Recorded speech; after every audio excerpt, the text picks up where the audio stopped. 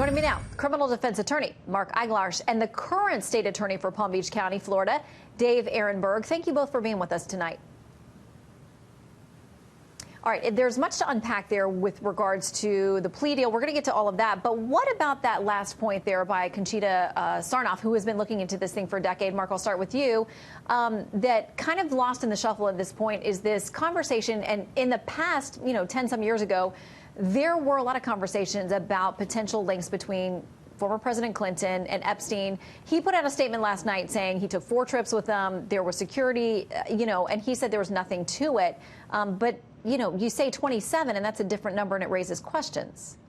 Yeah, add that to the list of my many concerns about the sweetheart deal that was given out. In the plea deal, it's one thing for Acosta to give immunity to Epstein. It's another thing to give immunity to yet unnamed co-conspirators across the board whose identity had not ever been determined.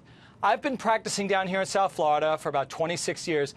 I've never seen anything like that, and I've asked my colleagues, both judges, defense lawyers, and prosecutors, can you give me a case that you can plausibly analogize to this? And no one can. It's reprehensible. I don't get it. Well, there's still a lot of unanswered questions, but now maybe that there are these new charges in the Southern District of New York, maybe we are going to get some more information that, a lot of other evidence and potential victims have come forward. Maybe we're going to finally get a fuller picture on this. In the meantime, Dave, I know that you have had conversations with Barry Krischer, who was the state's attorney then for Palm Beach County. The secretary today saying basically what the state had put together would have allowed, well, let me play him saying it, and then we'll give you a chance to respond. In 2006, a grand jury convened by the state attorney, the district attorney of Palm Beach County, reviewed the evidence and recommended a single charge. And that charge would have resulted in no jail time at all, no registration as a sexual offender, and no restitution to the victim. Without the work of our prosecutors, Epstein would have gotten away with just that state charge.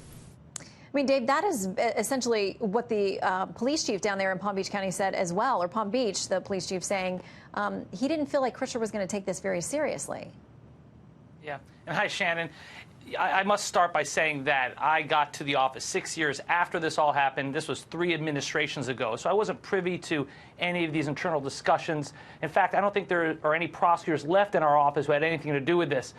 With that said, I didn't quite understand the secretary's argument today that they needed to drop the case to save the case, because as Mark correctly said, they dropped the federal case.